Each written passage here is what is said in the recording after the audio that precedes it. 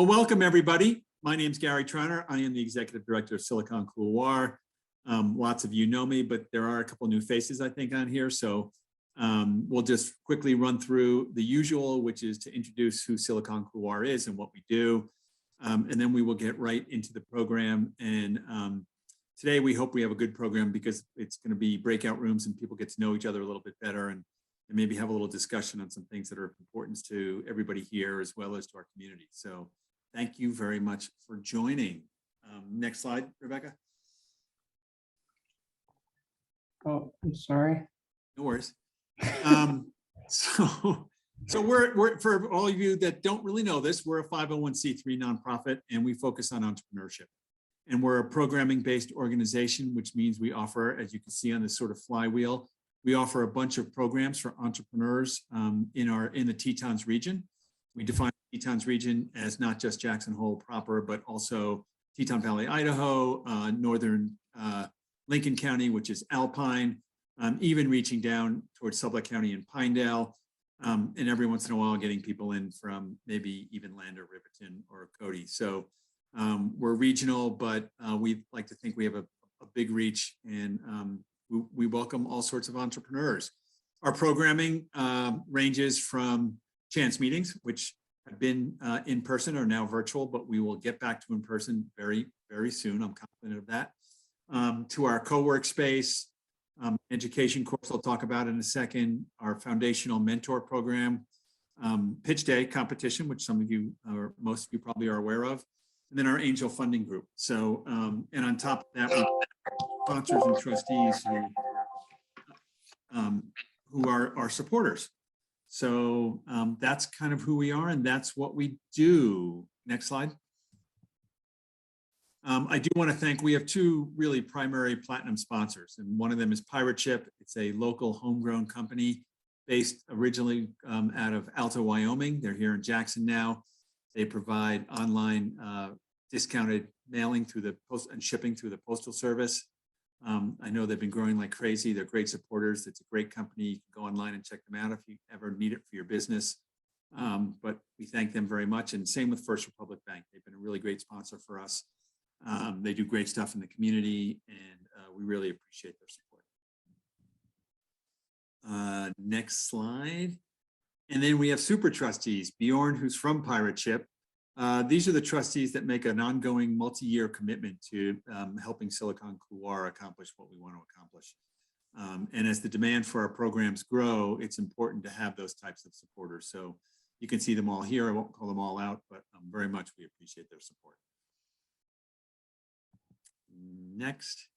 So I'll have a brief discussion before I go into community announcement. What we're going to do today, I hope, is going to be a little bit of fun. We really want to hear back from everybody as to their view on what we can do as a service-based nonprofit in our community, what we can do better, or what we can do differently, or how we can enhance our programs, or is there something we're missing? We've had internal discussions in our organization, and when Silicon Couloir first started, you know, this is a gross exaggeration, but there were multiple pages of housing available in the community, and there were very few pages of quality jobs available in the classified ads. And over time, that's flipped. So we're now at a point where, you know, if you can find a rental available in the classifieds, you better jump on it because it's going to be gone in about 26 seconds. And there's multiple pages of actual quality jobs out there for people to get to. But we you know, the dynamics of the community have changed. And so we want to be able to change along with that. And see where we can help and what we can do. So we ask you, as we do go into the breakouts, please don't be bashful. There's no bad discussion points. There's no bad ideas. Anything is fair game. We'd love to hear from you, and it's the only way we can get better at what we do. So before we do go into the breakout rooms, and we have mostly several board members that will be moderating.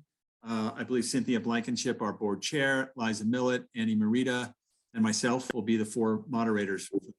So we really appreciate it. At this point, we do community announcements, and I'll start with some, and if anybody else has anything they want to announce to the community, you can put it in the chat or just raise your hand and make some noise because we have a relatively small group today, and I will make sure to call on you and you can make the announcement. First announcement is that I know we've sort of been teasing this as we go along, but we've been talking internally and the dynamics of COVID have changed and we're in a different place in the community and we will be moving to in-person meetings in the near future. I know lots of people have been waiting for that. We are still trying to figure out a venue for that. We're not sure exactly after a couple of years or a year and a half of not being in person, which venues we can go to and which ones are the proper ones and better ones for us, but we'll figure that out and we'll let everybody know. And we look forward to seeing everyone in person, not too far down the road. I do want to highlight our next chance meeting because it's a really awesomely cool one. It's on April 4th. All of our chance meetings are the first Monday of the month. And it's an authentic and low-cost approach to user acquisition with social media and community. And Annie Marita, who's on the call right now and is one of our moderators tonight, will be leading that discussion with an incredible all-female panel that we're really excited about. They're all businesswomen basically in our community and people that are engaged.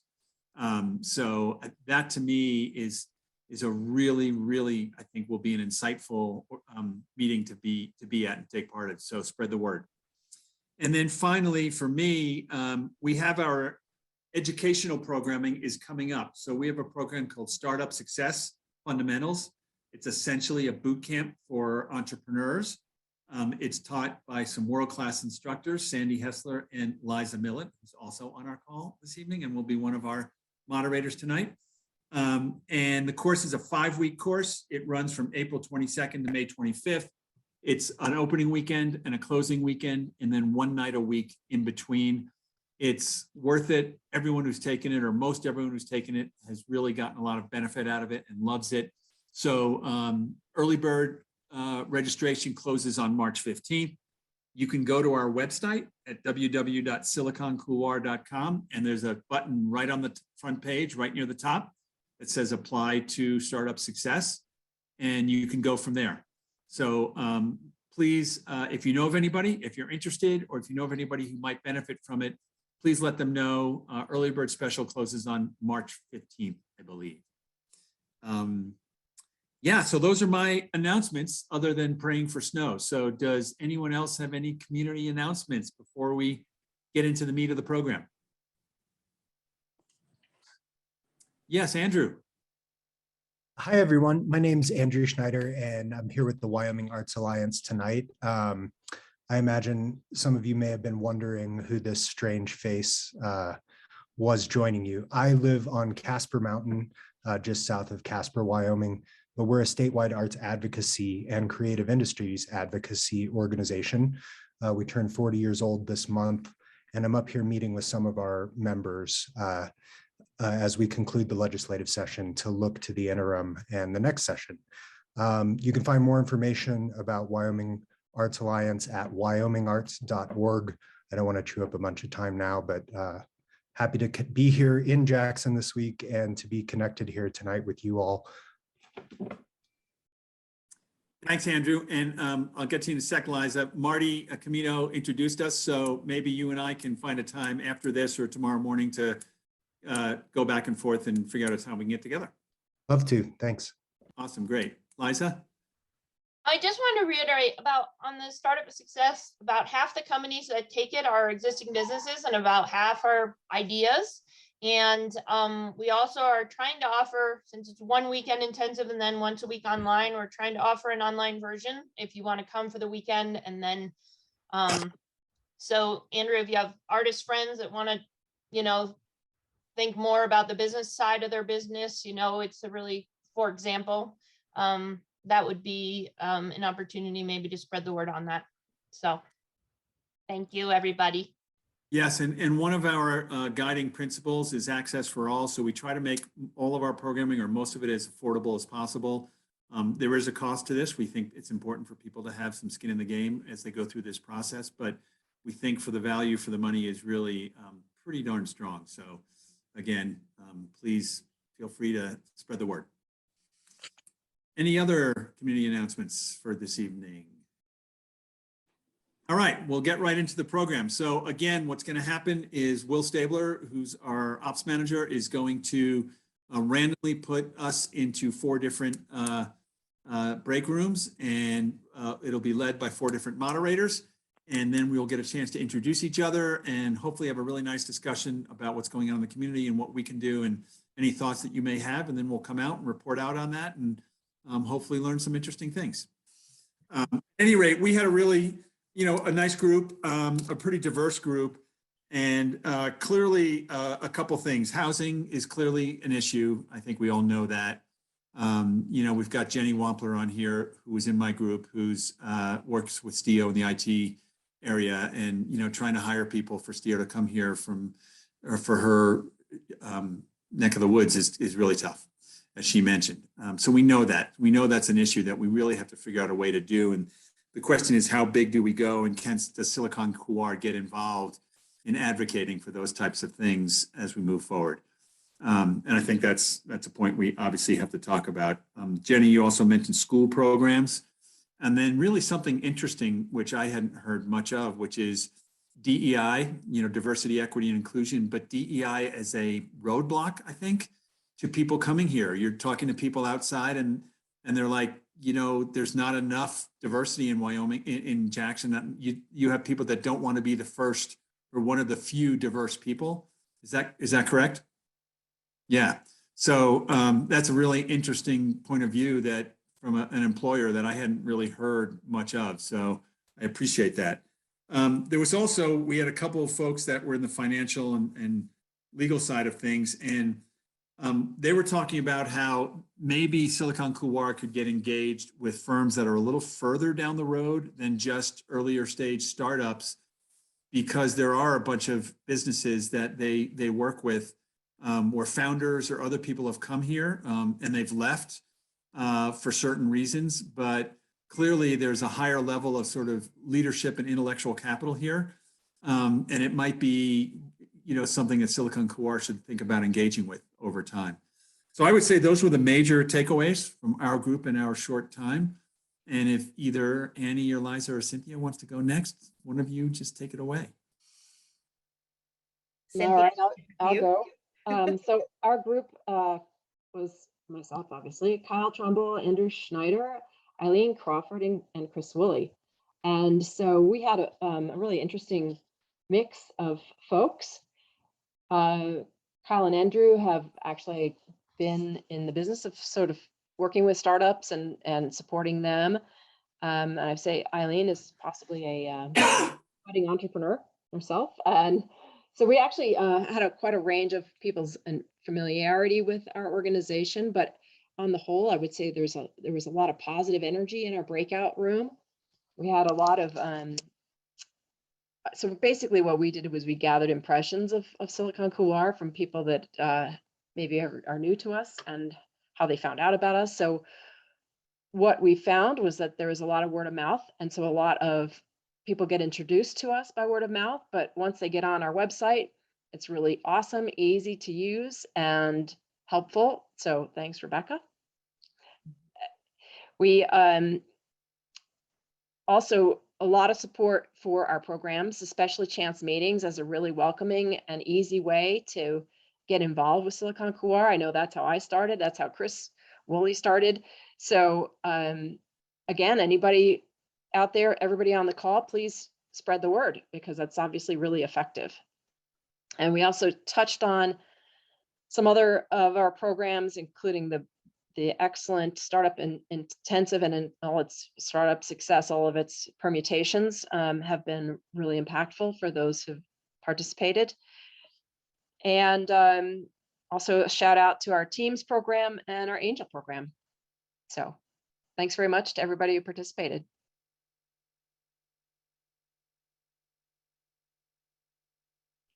Gary, I think you're muted. Annie. I'm having a hard time tonight. Okay, I get it.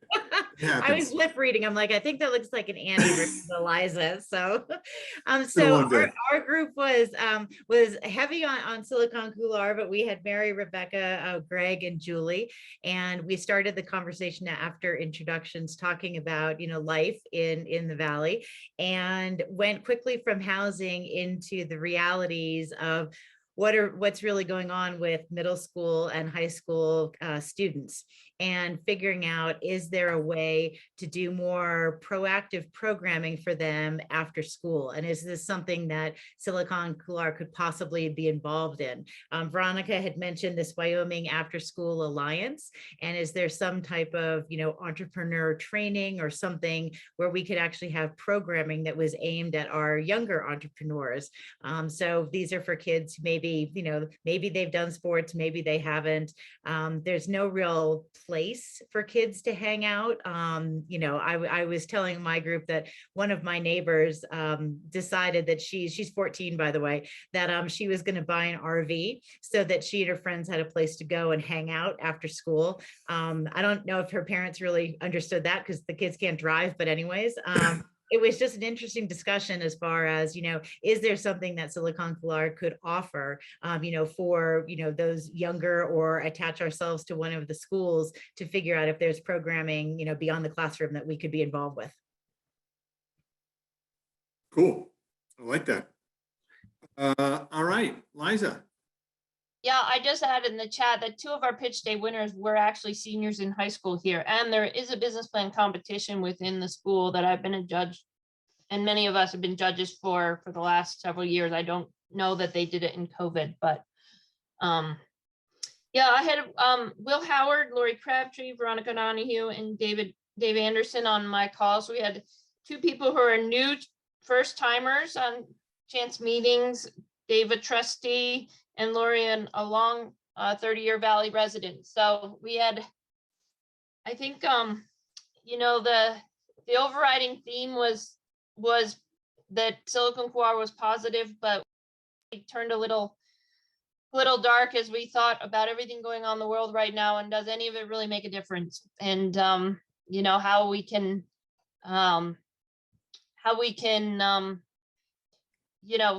keep preserving what's special about this community in light of what's going on in the world. So that's kind of where we were, if anyone from my group wants to add.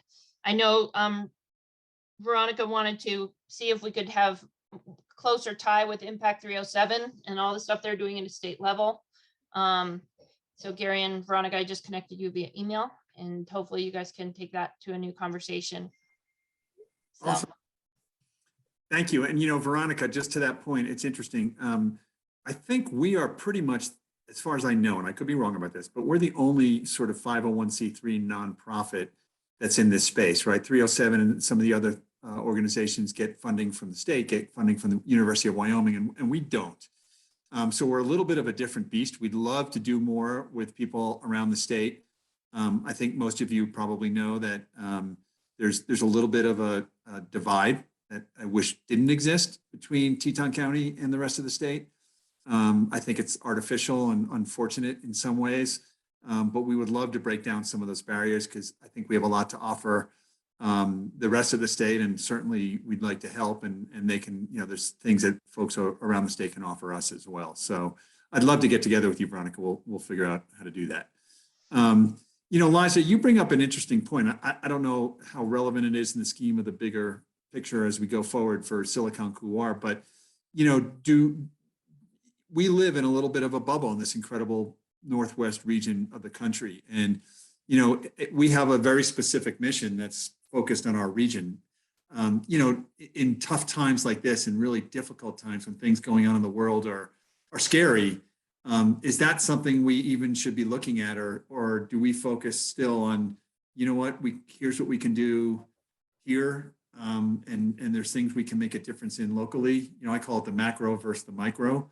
And do we focus on that micro? I'd love, maybe for someone, if anyone has any thoughts on that right now, to raise their hand or speak up and tell us what you think. Because it's challenging. It's challenging to focus on what we're doing when there are things going on. I'll just give you an example. My son is in New York City, works for a fintech company, and he manages a team of about 20 people. I'd say 15 of them are coders that live in the Ukraine. And his company's in trouble because they've lost like a quarter of their staff. They've got 50 Ukrainian employees. And B, my son is having a really hard time emotionally dealing with work when people that he knows and worked with every day are in bomb shelters. or, having to leave the country.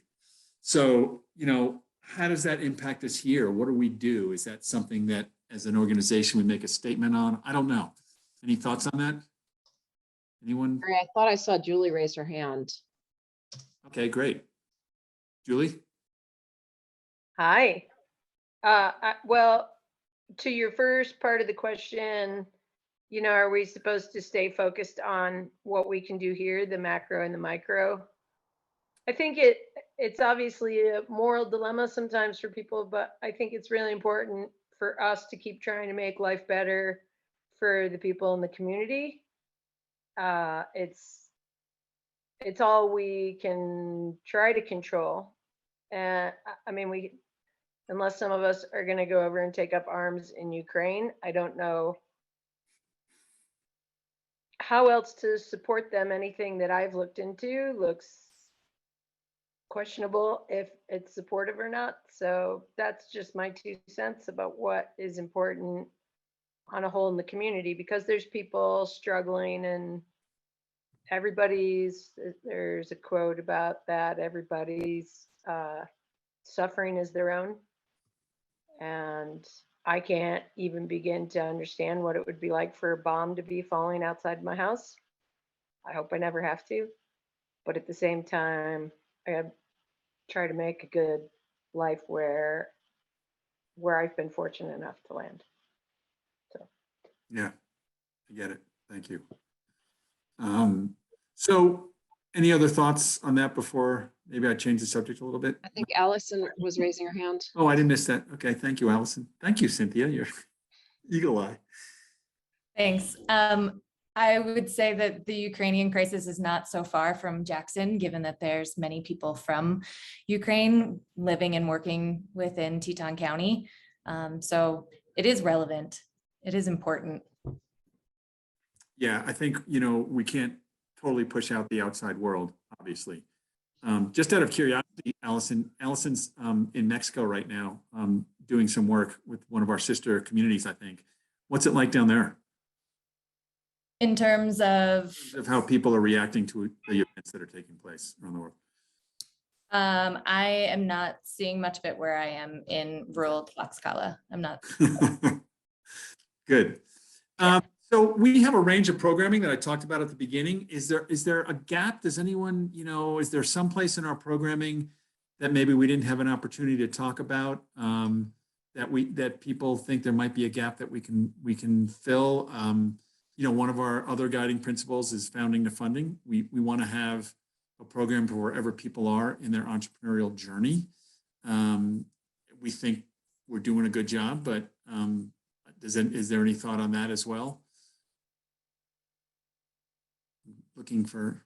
No, I think coming from my perspective is very new with the Silicon Couloir community, but coming from outside of it, it's significantly more robust than I would have anticipated. I was mentioning to Liza in our breakout group that, previously all I think I really knew about was a co-working space when I was living in a van and I wanted somewhere else to work, sort of thing. But then to understand that your offerings and your support goes far beyond that is pretty cool. And I just purely from an outsider's perspective, I'm impressed that there's more to it than I would have anticipated. So that's my thought. Great. Appreciate that, Will. Where, if I may ask, where were you coming from? Colorado. Not too far. I've been all over for a while, but yeah, Boulder, Colorado was my most recent home base. Nice town. So, yeah. Any other thoughts on maybe things we can offer we can get more robust, Allison? I understand that Teton Literacy Center offered a microfinance, or I don't want to say microfinance, but like how to start your own business, small business, to parents of their participants. English speakers as a second language. I would, at least the people I know who are involved in that program were English speakers as a second language. And it was TLC's first stab at a program like that, and it was kind of a flop. And and they were outsourcing the education and the instructor from somewhere else in the state or outside of the community. And it seems like there's an opportunity to cultivate a stronger program with participants of TLC. I appreciate that. And, obviously, we have a large community that is diverse, but doesn't really engage with us as much as we'd like to. And we've been challenged to try and figure out how to do that with our Latino community. And any ideas that anyone has down the road or offline, I would love for you to get in touch with us, for me and anyone else you may know at Silicon Couloir. And there's ways that we can figure out how to deepen that and help people in the Latino community. We'd very much appreciate that. Andrew Schneider, I don't want to put you on the spot, but what the heck, you're here, you're new, we're going to do it. On the arts side, we have a pretty thriving arts community here, obviously, relatively speaking. From an entrepreneurial perspective, from an organizational perspective, are the things that you think an organization like Silicon Couloir can do to help with folks you're engaged with? Yeah, I certainly think the more engagement, the better. Everyone I spoke to, primarily at the center today, was familiar with what you're doing, and I think desirous of more interplay and exchange when and where it makes sense. I think that there is a great opportunity, and I would be remiss in talking to this group to not kind of bring it up, but to use one example, the Teton Music Festival, they had one house that they have been able to rent for about $20,000 for 8 weeks in the summer, and that jumped up 4x. The homeowner passed away, and it was inherited. So they're across the board. Business models of producing organizations are breaking in this community, and that is just one example of a workforce housing need. But I think it's very critical. You all have a mission, and there's what I did gather from the website.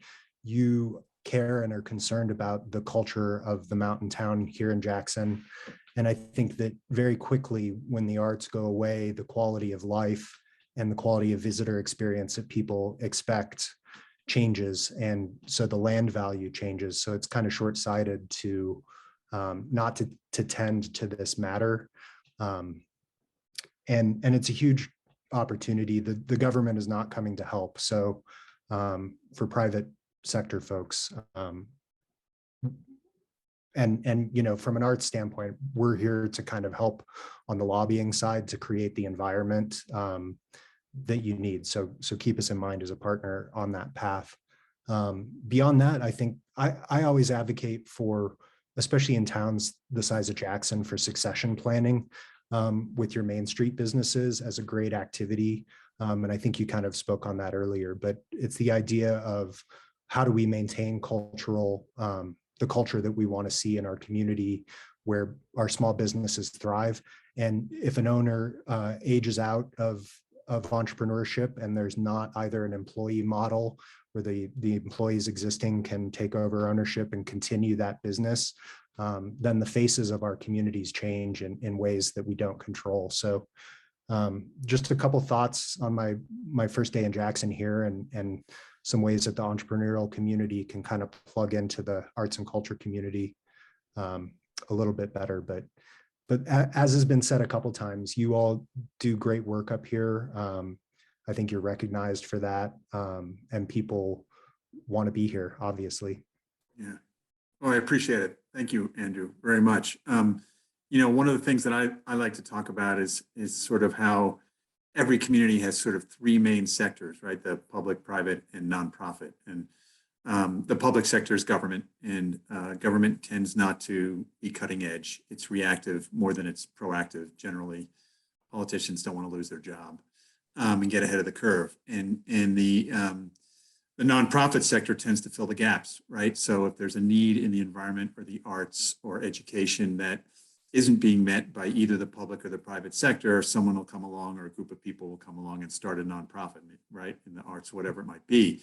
But it, the private sector is, I hope this isn't going to be, it's the 800-pound gorilla on the block, right? It's the behemoth. It's where most of the money is. It's where a lot of the intellectual capital is. And so how can you help people be successful in the private sector and at the same time have them understand the importance of taking care of their people and taking care of their community?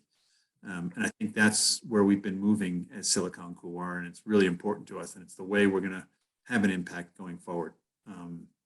So that's what we're working on. Any other thoughts here? We're getting near the end of the hour. And we, David, you're on mute. You're like me. Okay. Hey, thanks. Yeah, I do commend Silicon Couloir because your guys are kind of like the energy or the motor that keeps, the foundation that keeps people moving, because you have people come in with creative ideas, but you're the ones that help extend that out and help them keep going, and have those come to fruition. So I really commend Silicon Couloir for what they're doing, especially within the local area.